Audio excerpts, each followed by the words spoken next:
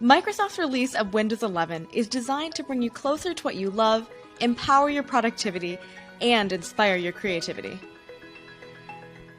This free upgrade to Windows 11 is now rolling out to eligible Windows 10 PCs.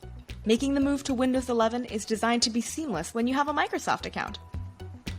Just sign in on Windows 11 with your Microsoft account, and your files and favorites will come with you. When Windows 11 is available for your PC, you'll find the upgrade on the Windows Update page in Settings.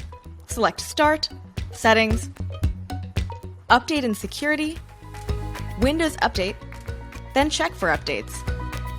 When you're ready to install Windows 11, you'll need to accept the software license agreement. Make sure to keep your PC on and plugged in as the upgrade installs. After your PC installs Windows 11, you'll need to restart your device to finish the upgrade. And that's it! Your apps and files will be available for you within Windows 11.